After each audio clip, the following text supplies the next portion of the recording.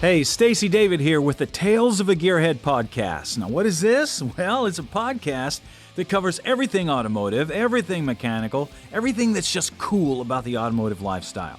And since that's just about everything, you're going to love it. Let's get rolling.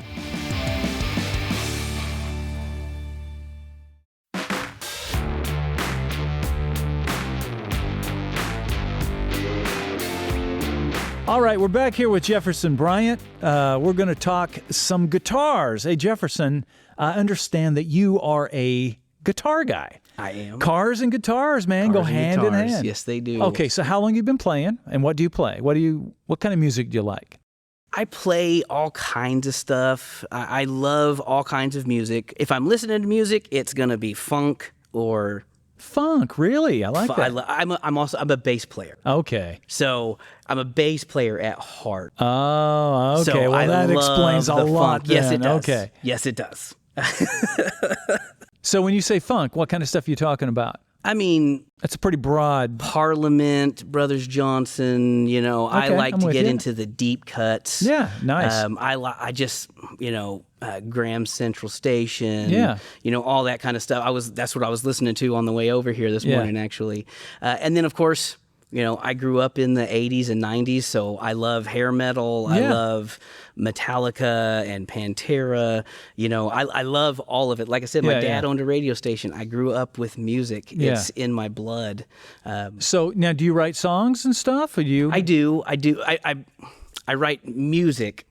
Mm-hmm. I don't necessarily write lyrics to it. I love music. I come from a musical family. Now, are you a singer or anything? Yeah, I sing. Okay. I sing. My son plays drums. So you got a family band going there? Yes. My daughter, she is getting her degree in music education right now from Oklahoma State University. How about your wife? Does she? No. She doesn't do anything. Plays the radio. Yeah. She is the one that would write lyrics. Ah. And she's been... actually after me to record a few of my tunes, and so that she can sit and write some music to them, write some lyrics. Really? And that's something I've been meaning to do. I just haven't done it. But that's awesome. But yeah, that's awesome. Music is in our blood. Yeah. I absolutely love it. Let's move on to your books. Now, you just came out with this LS Interchange book. Tell me about this. You've also written some LS swap books and things like that. Yeah. So this basically shows people, the new book shows what parts will interchange with the different LSs as guys pull things out of junkyards or whatever. It's perfect for that junkyard low buck swap. Yeah. Or if you're doing something high end and you just want to know exactly what everything is, how it fits together, which parts swap onto which blocks, what gaskets you need to use because gaskets change, what bolts you should use because the bolts change, which bolts are torque to yield, which bolts are torque to angle and can be reused, how many times can they be reused. It's that kind of stuff that we put in this book. I mean, it is chock full of everything. There's over 400 pictures. Yeah. We cover every single aspect of the LS family. And you've got LT as well, right? Or is this just LS? The other one's the LT swap. The interchange book is LS only, 99 to 2020. The LS book is 97 to 2020. The LS LT books, I've done a number of those. I think that one is I think I've done 6 LS-LT swap books. So my very first book, swap book, was How to Swap GM LS Series Engines into Just About Anything. And that book came out in 2009, and it has been a bestseller ever since. Oh, yeah. And it was the very first LS swap book out there, and it's done very well. It's really cool because sometimes I'll go into, I'll meet somebody and we'll start talking and LS comes up and sometimes my book will come up and they'll be like, oh, you're the guy. I have that book on my desk. Yeah. And it's just, for me, it kind of takes me back because it's a little weird sometimes when that happens, but I love to teach. That's what it's all about. I just love to educate and, help people build their cars. Yeah. You know, because that's what it's all and about. solve the problems. Yeah. And that's what I love to do. This book right here, this was my 10th, and we're working on a new one right now, which is how to swap automatic and manual transmissions. Now, that's a good one. Now, we cover that a lot. For sure. And there's a lot to that. No, I'm glad you're coming out with that. No, and it's important that that there's people doing that and encouraging people to get their projects done. You know, I hate the fact that, 70, 80% of the projects sitting out there in garages no one ever get done. I hate that. That's a bad number for us as an industry. It is. And most of it is people, they jump into things, they don't look at them properly, they have their budget messed up or whatever it may be. But, we can get them back on track. So, Absolutely. And these kind of books, man, they help like crazy. So you're coming out with a book on how to sell my Jag XK-E to Stacey? Let's talk about this XK-E you've got here, Jefferson. That is my other dream car. Your other dream car. Okay, that's not a dream. That's a nightmare. So you need to sell that. Okay, just so you know, what is it, a 70 or 60? It's a 64. 64 Series 1. Gosh, you're And killing me. it's the right one. 64 covered headlights. Yep. And it's virtually rust-free.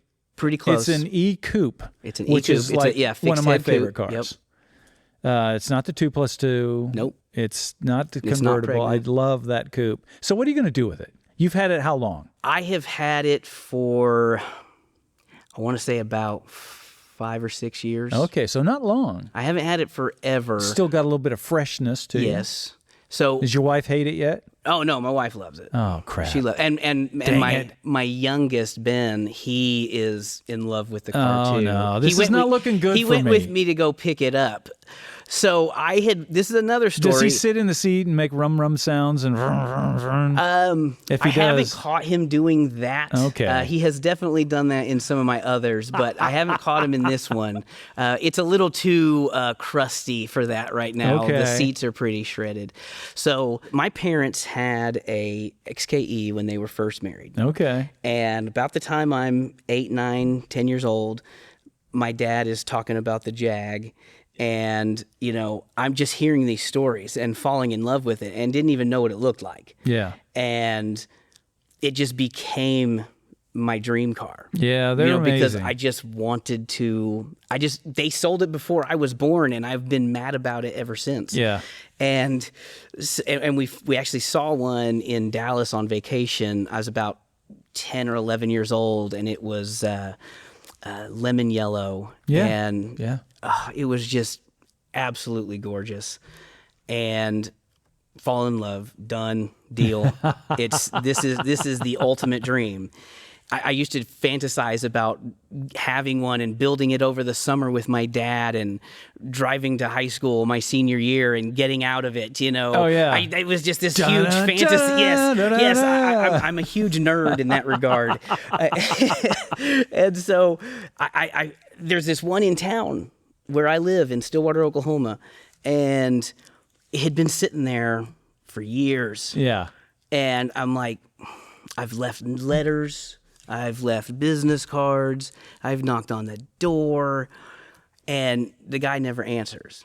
And turns out he's actually a friend of mine that was an engineer at Kicker. Ah. And I was talking to him about it. He goes, yeah, I know Jerry. He's like, oh, here's his number. Yeah. He needs to do something with that car. And I finally get a hold of the guy, and I talked to this guy for about 4 or 5 years. Oh yeah. Trying to get this Work car. of the deal. Yeah. And he's like, no, I'm gonna get it. I'm gonna get it fixed. And he's not. And yeah, it had been sitting since 1976. The story is he was in California, and so it's a California car, and he had custom cams ground for it, and on those back then you just had to do engine work to tune. If you're going to tune your XK-E, you got to grind cams. Yeah. Yeah. And so he had the motor and transmission out of the car in the guy's machine shop. The guy passes away. Ah. His family comes in and sells everything, doesn't tell anybody that he passed away. So the original motor and tranny's gone. Yeah. And he kept it because he loved the car, Yeah. and he was going to redo it, and he just never did. And the guy's in his 80s at this point. And I go over to him. I had just sold a car. I had some money in my pocket, and I went over to him, and I said, look, I love this car. Yeah. It is my dream car. I'm not going to tell you how much I paid for it. I have this much money in my pocket, and this is my plan. Yeah. And he looks at me. He goes, "You're going to build it? You're not going to part it out?" And I said, "Yeah, this is my dream car." And he goes, "I'll take it." Yeah. Good. And it was not a lot of money. Yeah. At all. And I slapped the money down. I ran home, got my trailer. Ben came with me. On the way home with the car, I get a call from Rick Kirk. Yeah. I don't know if you know who that is. Yeah. He calls me and says, "Hey, I heard you just bought a Jag." And I said, "Yeah." He goes, "You need a motor for it?" Yeah. And I said, "Yes, I do." He goes, "All right, I've got a late 80s EFI 4.2 ready to go with the transmission. It's got like 20,000 miles on it. Yeah. $100. I said, "Done deal. I'm on the way." So I Nice. dropped the car off at home and drove over to Rick's place and picked up that motor. And that is pretty much where it has stopped. Okay. I just haven't had time to do anything to it. But the plan, my plan, is to put that straight six in it. I'm going to put a T5 behind it. Maybe a Yeah. probably I'd like to do a T5 TK. is a good thing. A T5 American or TKX. Powertrain has all that. Yes. And Driven Man makes a conversion for it. And I'm going to do that and a single turbo and make about 400 horse. That's all I need. And I kind of want to try to emulate the super lights, the ultra lights. Yeah, that they made. absolutely. No, that's a great direction. You know, that's kind of the idea. I have a vision for it, but it is a Jag. So there's a high price tag attached to building one of those. Yeah, and as you know, man, they're fragile bodies. Yes. The longer they sit, the more they deteriorate. And everything's available for them. You know, all the sheet metal, but Having recently built a 67 MGB GT. yeah. So same era. Yes. You love that British I do. engineering. I don't. Yeah. Definitely. You know, when you take apart an American car, you've got 4 or 5 spot welds on a rocker panel. It actually makes sense. It makes sense. Then you pull apart a British car, and you're like, okay, so now I have to drill. I'm not joking here. Over 100 spot welds. Yeah. In about a 6-8 inch area. Mm-hmm. It's like spot weld on top of spot weld. I'm like, guys, this doesn't make it stronger. Yeah. Actually kind of does the opposite. And the way they put these things rust from the inside out. Oh, yeah. And by the time you see rust on a rocker panel, everything else is gone. And that is the situation on our MGB. Yeah. And the XK-E, it's got a couple little spots of rust on the driver's side rocker that, you know, maybe the size of a pencil. Yeah. It's pretty straight. Yeah. It's all there. It's just been sitting. It's just been sitting for a while, and it needs to get built. That's the biggest thing. Well, that's going to be awesome. I'm looking forward to that for you. And, you know, of course, if you ever want to get rid of it, you know who wants first shot at it. Because I love those cars. For sure.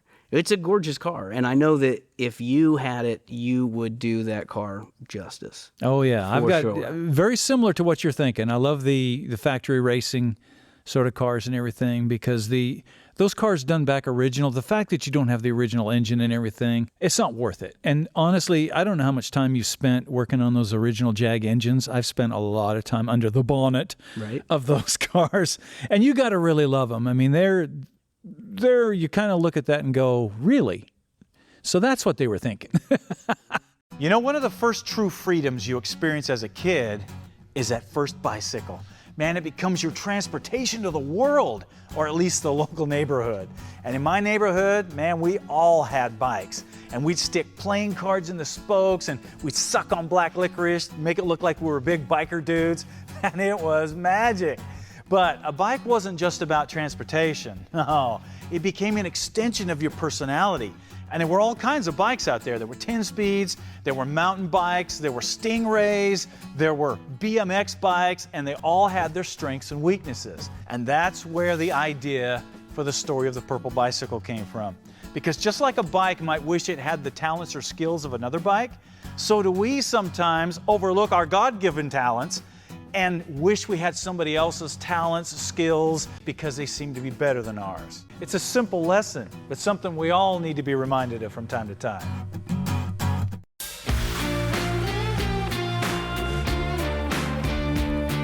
Yeah, the interesting thing on those motors is those motors were built from around 55, Oh yeah. all the way up until the mid-90s. Mm-hmm.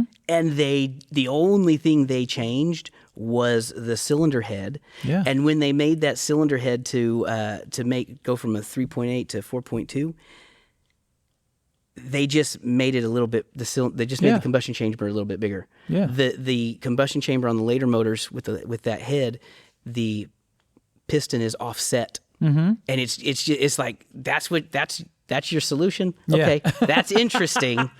That's interesting. We've considered doing a 2JZ in it. Which has been done. I like to do things that are different. Yeah. I started out with Buicks. Yeah, exactly. I like things that are different. And we've considered doing Trailblazer straight six. Yeah. I've thought about V8, but you got to change that. You can do a small You have to block change Ford, that front but cage. you can't, Absolutely. if I was going to do a V8, I'd probably want to do an LS or an LT, most likely. And then you got to change everything in the front. And You got to re-engineer it. I love a straight six. I grew up. First car I ever drove was a '64 Chevy truck with a 250 straight six. Oh, they have a great sound to them. Good power. I love a straight six. So that's kind of why we were going to stick with. And I have one. I got one for $100. So I figured, you've got it. Let's use it. Yeah, that's great. The original motor and tranny are gone. So that Gives you freedom. Yes, it does. That does. originality, that original value isn't there. Yeah. So I can do whatever I want. Yep. It doesn't matter. And, one of the things, too, that we see a lot is that the original value, that's kind of going away. That's kind of what the older guys do. The Resto mods and the modified cars are bringing much more money. Yeah. Yeah, and that's because people want to drive them. Yes, and that's what I tell a lot of people, because one of my other things that we do is we build reproduction C1 Corvette bodies. Yeah, and I really want to pull a mold off of my XK-E and do a carbon fiber. Oh, you body. should. Oh, I would do that in a second. So that is something that we're looking at doing, but that's one of the things I talk about with people who are looking at buying, a reproduction body, and they're like, "Is it, perfectly original?" And I'm like, it is as you can't use those two words together. Yes, perfectly original. First, it's a Corvette, and no two C1, C3, or C1 through C3 Corvettes are the same. Yeah, they, especially the C1s and 2s, they are all different. Yeah, fiberglass moves. And it changes constantly forever. And so that's one of the things I talk about is, hey, you're going to be putting this on your chassis. It will fit a stock chassis, but the doors are going to fit differently. Yes, everything's going to fit a little bit different. But here's the thing. If you go and you look at any of the auctions, you look at any of the sales sites, the original Corvettes, they're going to a C1, a well-done C1 restoration is going to top out somewhere around $120,000. That's about the top of the mark. Yeah. So you start looking at a Resto mod Corvette, and the sky's the limit. Absolutely. They start at the $150,000, $200,000 range for a well-done, C1, and they can get up into the $500,000 range, Yeah. just depending on what you do. It's what street rods were 20 years ago. Yes, absolutely. You know, the people who are building and buying hot rods and muscle cars and trucks and all of this stuff today, they're our generation. Oh, yeah. No, they And want to they're drive like, them. Absolutely. We're the guys that grew up thinking stock sucks. Oh, yeah. And so we're going to... So. No, and that's what I tell people. You know, it's like, listen, if I run across a numbers matching Chevelle or something like that, you know, I recognize the value enough not to cut it up, because there are guys that want that and there's a certain value to that. But I'll just turn and sell it to one of those guys, and I'll go find one that I can cut up. Yeah. You know, because those are out there too. The heritage has to be preserved, but there are plenty of these cars that have been preserved that way. Absolutely. They don't all have to be preserved. No. And to be honest, if you get into a 58 Corvette and you go driving down the road and you want to stomp that pedal, Yeah. you're going to unstomp it real fast. Yeah. You'll be stomping the brake, because they actually are fairly terrible cars. Yeah. They don't drive they like have a new car does. Suspension, brakes, steering, the whole thing. And Yeah. people expect these cars, you know, they're legends. It's a vet. Yes, it's this legendary car. I can go, you know, 150 miles an... No, you can't. No, you never could. No. You might get if it's stock, you're going to get up to 80 and you're going to shut it down. You're going to think it's 150 at 80. Because everything is going to be shaking, Yeah. and the steering wheel is about 37 inches Yeah. wide and scrubbing your thighs, and you can barely get into the car, and everything rattles and shakes. They're in stock form. Yes, you have to preserve at one. Yeah. You need one. Yeah. All the rest can be hot rodded in my I totally mind. agree. I totally agree. And the guys that like to do the original thing for their collections, that's fine. But eventually those cars will be cut up. They'll be hot rodded or something like that. And that's why I make bodies for them. So you don't even have to have an original C1 58, you know, that has far gone past its Best Buy date on the fiberglass. That fiberglass was only good for about 50 years. Yeah. That's what it was rated for, and we're way past that. Way past that. And you can get a reproduction body and build it how you want it, but it's going to look just like which is what we're all after. We want. It's what you want. It's the look of the car is what matters. Yeah. Absolutely. Everything else on the inside, how it operates, how it feels, the seats, all of that stuff, that's you. Yeah. That's your and that's personality. the stuff that you make it. Yeah, absolutely. Okay, so if somebody wants your LS Interchange book, where do they get it? You can go to cartechbooks.com. That's Cartech. Cartechbooks.com. You can find them there. You can also find them on Amazon, Barnes & Noble, any place that you buy books. Okay. Most of them you can get for about $25. Yeah, that's a good deal. A good price. And guys, this is a nice soft-bound book. It'd be great out in the shop. It'll take the beating that you're going to get with greasy hands. That's what they're made for. Yeah, check it out. It'll be a good book for people. Been great to have you on here. Thanks for dropping by. Absolutely. Thanks for having me. Okay, we got a question about fuel injection here. This comes from Mike. And Mike says, hey, I've got a 1941 Ford COE hot rod. Very cool, man. Cab overs, man, they're cool. He says, powered by a fresh 406 small block Chevy. He says, I have all the throttle body parts and wiring for a 350. Okay, right. Let me stop you right there. That's scary right there. Throttle body parts. He didn't say he had it all. He just had the throttle body parts. Okay, you're scaring me there, Mike. He says, is it possible to get the 406 to run on it? Do I need a 454 throttle body? Do I have to up the fuel pressure? Does anyone sell a chip for this setup? What do I do? He says, my goal is better fuel mileage without breaking the bank on the install. Okay, Mike. Very, very typical question. Here's the thing that I recommend with fuel injection, especially when you have bits and pieces that you've pulled off of other things. This can turn into a real pain in the butt for you. Now, can you make it run? Sure. If you persevere and you fight with it long enough, man, you can make anything run. But is it worth it? And is it something that's going to be just kind of jerry-rigged together? My suggestion with this, it sounds, with what I'm reading here, I would say forget about it and just get yourself a nice Holley Sniper or a Phytech fuel injection or, whichever brand that you prefer. Get one of the nice throttle body injections. It's all inclusive. They're about $1,000, give or take. And you bolt it on. It comes with everything you need to make it run, including the hookups to the fuel tank. I mean, these guys have made this so easy, especially since you're talking a throttle body. I wouldn't even mess with the other stuff. Now, I don't know what you paid for these parts and the harnesses and all this stuff, but listen, when you start trying to piece things back together, not knowing what you have, and you're trying to figure out what part numbers, because that's the first thing people are going to ask you. When you call up and say, hey, I need injectors, they're going to go, what for? And you're going to go, I don't know. I got them out of a... Yeah.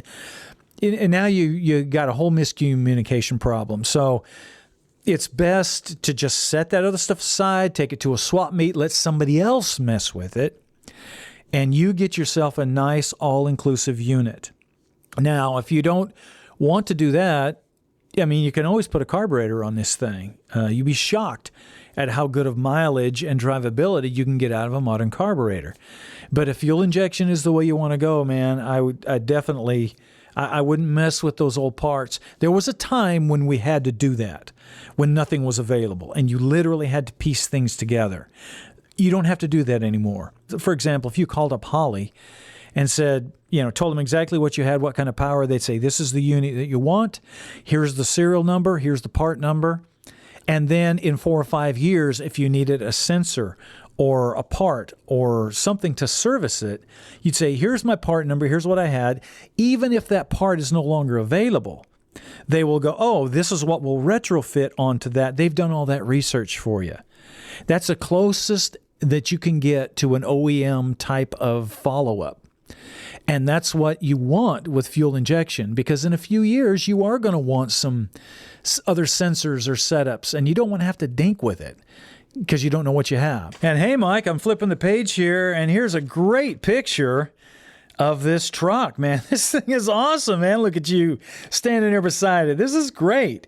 Man, I love it when you send pictures in. Thanks, man, and good luck to you on that, Mike. All right, this next question comes from Brian. And Brian says, hey, Stacey, I was just listening to your podcast, and it got me thinking about all the countless shows that I've watched of you wrenching on something cool. Well, man, that's awesome. Wait a minute. Do I owe you money or something? This is great. He says, mostly on Saturday mornings, I'd watch your show and feel inspired to go tinker with something in the garage. And man, that is exactly what the shows were for. I'm so glad that you did that.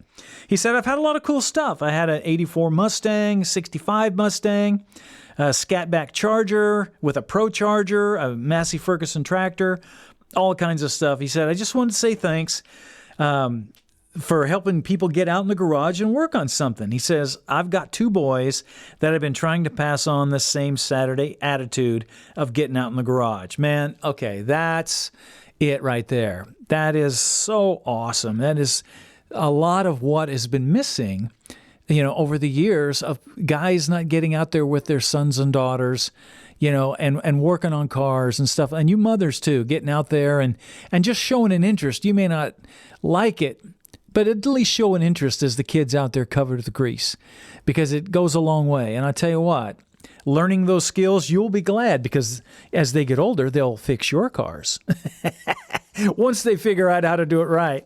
But anyway, Brian, thank you, man. That's an awesome email, man. Keep watching. We have some really cool stuff coming up.